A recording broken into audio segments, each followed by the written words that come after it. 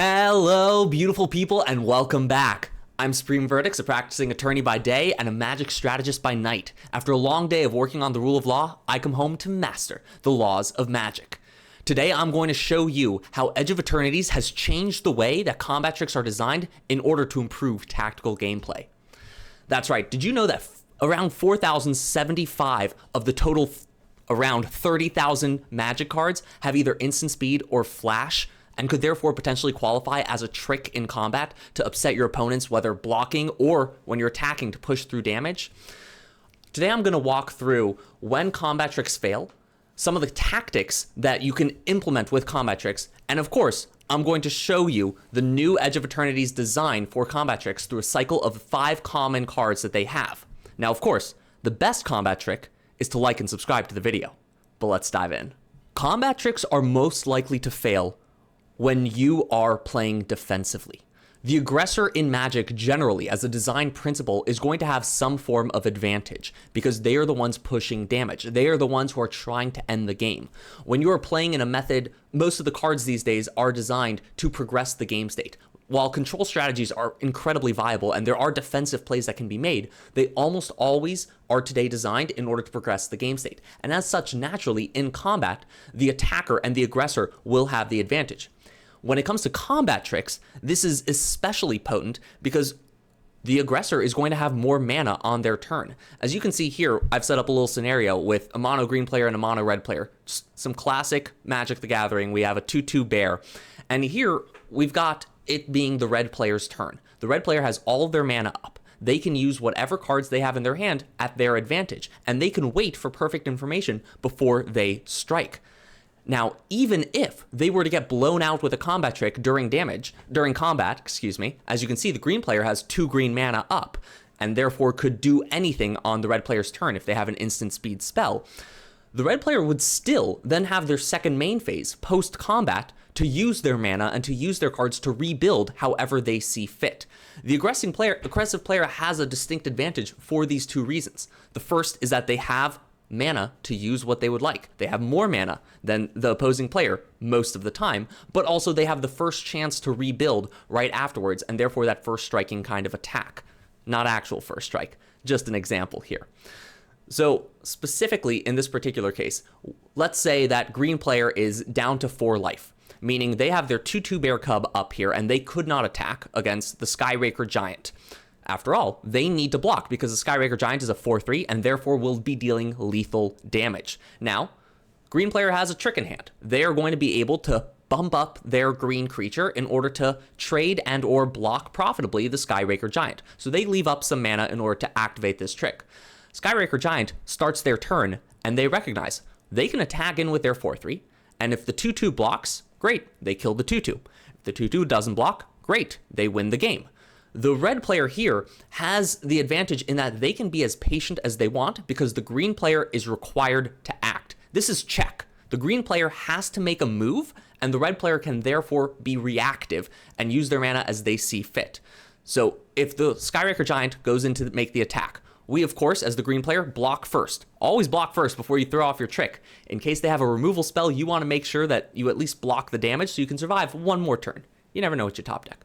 We block with the bear cub, but then, here we go. We have a trick. We have giant growth. Our bear cub will become a 5/5 as it gets +3/3 and be able to profitably defeat the Skyraker Giant. However, the red player was patient. They waited until we used the trick and can then shock to destroy the bear cub. And while, yes, we blocked first, in this particular situation, we are completely blown out. We lose our 1 creature on the battlefield, we lose our trick in hand, and they get in for damage. We were in a situation where we were required to block, where we were required to act first. And as such, the aggressive player can take advantage of that situation to do what they want. In an even worse case scenario, let's say we're not at 4 life. We are in a much better place where we can block or we don't have to block. We're at 15 life, but they just have a bigger creature on board. You know what? We decide we don't really have anything to do with this last 2 mana, or worse, maybe we do, and we decide to instead, anyway, hold up this giant growth in our hand. The player attacks in, the red player can then choose to not attack in. They sniff it out. we've been holding up 2 mana every turn for the last 3 turns, or at least 1 mana, whatever it is. They decide we're not going to attack at all. We're just going to hang back. We're going to tap out our 4 mana. We're going to play a second Skyraker Giant.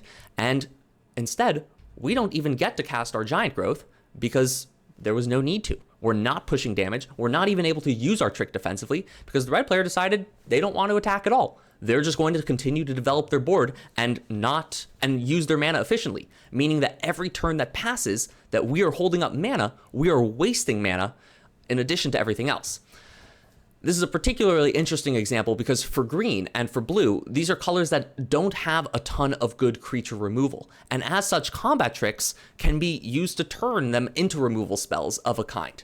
However, if you play your combat tricks well, it doesn't matter what color you're in, you can be using your combat tricks as pseudo removal spells in order to continuously gain advantage and gain tempo on the board. In Mark Rosewater's podcast, Drive to Work, episode 179, he discusses banding. Banding is an old, kind of outdated mechanic that was incredibly complex, and that was one of the reasons why they got rid of it. But it was also very powerful as a defensive mechanic, because it allowed the blocking player who had a creature with banding to use it to band all their creatures together. This obscure mechanic would allow a defending player to assign combat damage as they see fit, different from how we have it in Magic, where while the defending player can block with multiple creatures, the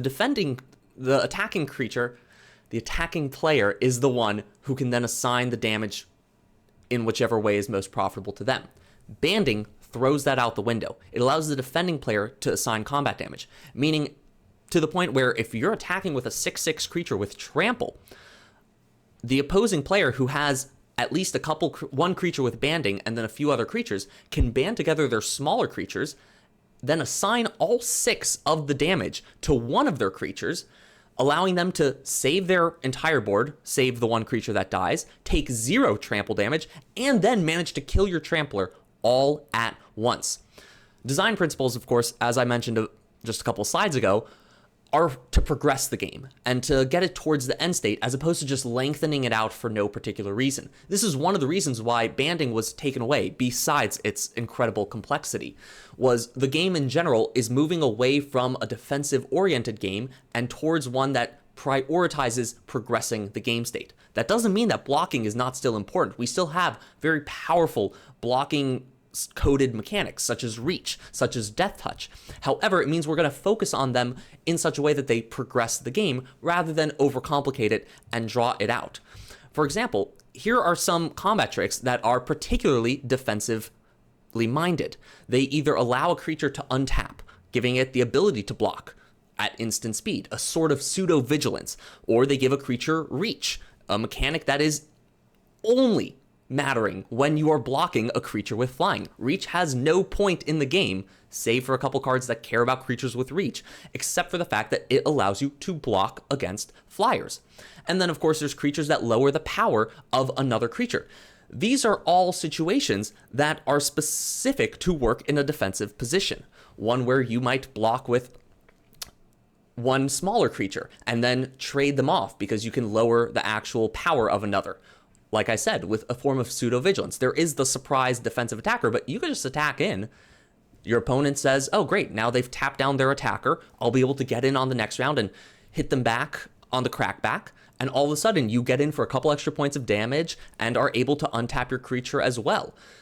Now, High Stride in particular is one that the +1/+3 makes it very obvious it's to encourage blocking. And there's a reason why combat tricks like this notoriously don't do well in Limited. They're particularly weak. Even Arachnoid Adaptation, which could just be a +2/+2 in Vigilance, is not particularly strong in its environment.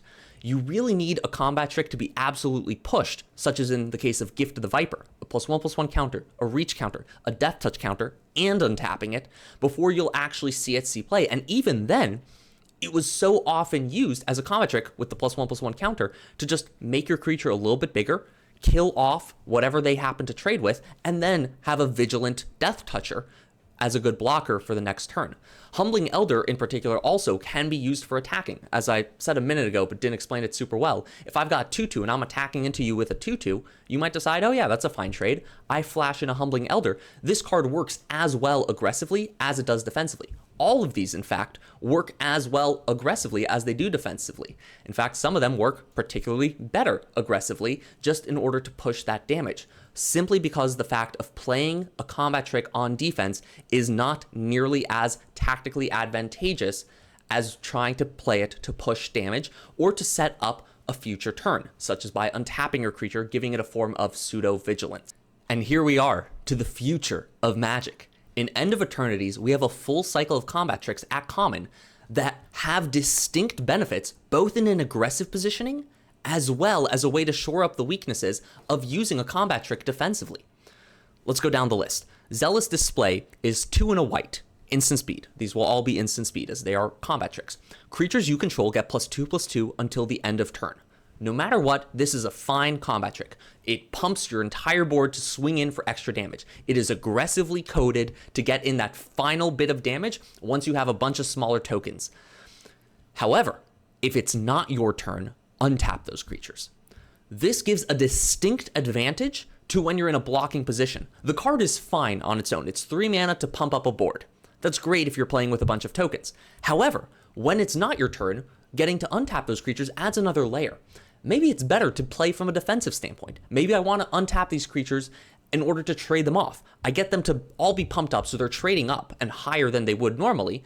I can even multi-block in such a way to just demolish a much larger creature, and I get to untap them. Notably, it's not an untap on your turn, giving it a form of pseudo-vigilance. This is distinctly meant to benefit you when it's your opponent's turn and they're attacking you. Almost the first of its kind.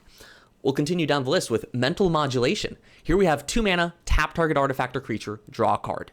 This is a great cantrip. It's 2 mana to tap something, meaning you're removing it from attacking you by casting this before the declare attackers phase, or you're taking down a blocker in order to get in that final bit of damage. These tricks are particularly good when you're trying to get rid of a blocker in order to get in that last bit of damage. It comes out of nowhere and can end the game a turn earlier than your opponent expects it. In a pinch, they can be used in order to save you one more turn and draw you a card into something that helps you. It's good in both a control deck or an aggro deck, and best in a tempo type of situation. However, this card says this spell costs 1 less to cast during your turn. This card is traditionally going to be used defensively. Blue can be a very defensive color. However, here, you get a benefit for using it offensively in that kind of tempo or aggressive strategy. It is allowing you to not only... It's encouraging you to be able to tap down to get a blocker out of the way to finish out the game. What seems like a traditionally aggressive card, by tapping something so it can't attack you, it also enables an offensive mode. Each of these are very modal in such a way that it can really up the level of the tactics in the game. Another design principle that Mark Rosewater has talked about in the particular banding episode is that they're trying to decrease the complexity of card text. Ironic, I know. These cards always have more text than the previous set.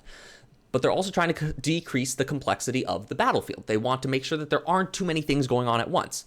However, they will always try to increase complexity when it comes to the strategy of the game, when it comes to the tactics of the game. And these are prime examples of making you double think about, should you be on the offensive or the defensive, and which of these cards is going to be best for your deck in that situation. The fact that they now slot in for either case can be really powerful.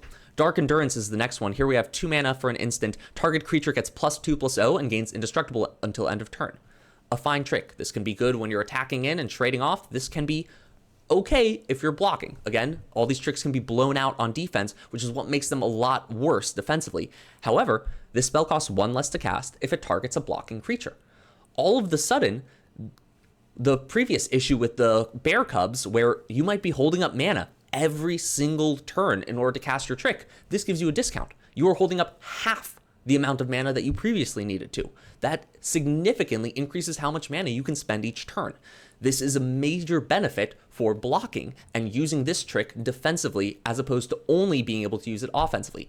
It's some kind of cushion. Rather than allow all these detriments that come with being defensive or blocking in these formats, it softens the blow so that you're still able to use it without being completely blown out of the water entirely. I think this is a great design principle in general. We'll continue down the list. Personally, I think this is going to help that kind of issue that a lot of people have been having. Limited formats these days, blah, blah, blah. They're either way too fast or they're just 5-color good stuff, blah, blah, blah. Here's an example of a limited format that we're going to see tricks that both are as powerful as they always have been offensively, but that give a unique flavor to when you might be using them defensively. Rig for War is the next one. It's 2 mana for an instant that gives target creature +3/+0 and gains first strike and reach until end of turn. There's reach again, that keyword that we know is only going to ever be used defensively. It is exclusively to block flyers. However, +3/+0 and first strike for a 2 mana red trick is fine. It's completely serviceable. It's nothing special. It's nothing fancy.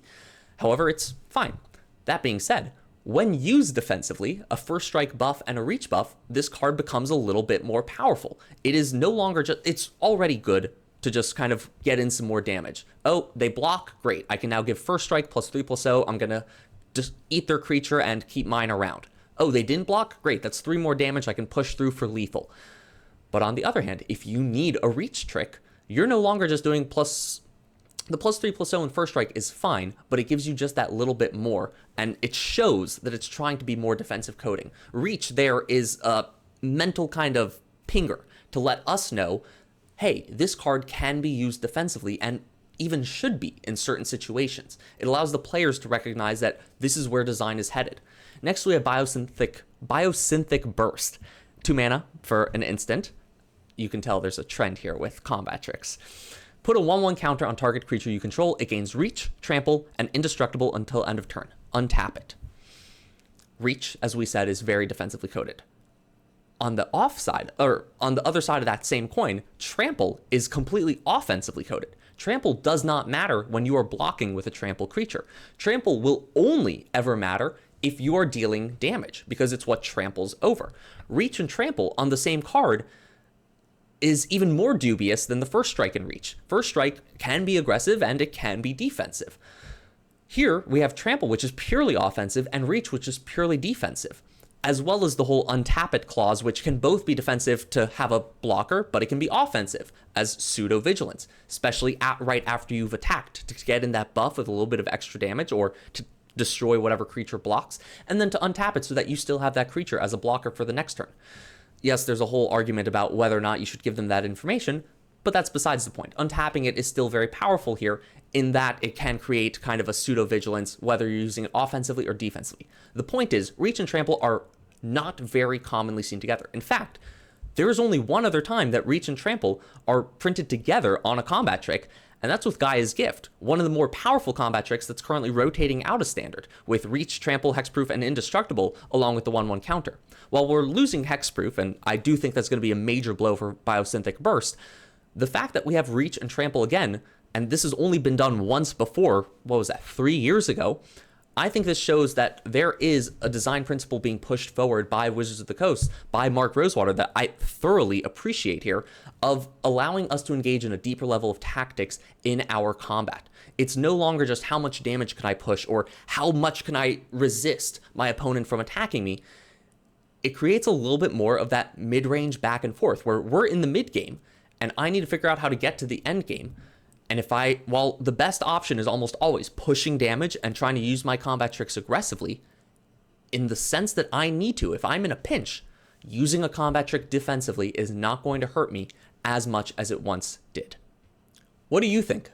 Do you like using combat tricks? Do you think they're a waste and you should just focus on trying to get removal spells? Or is this how you live and die? You love cheesing out your opponent with a last minute pump for damage.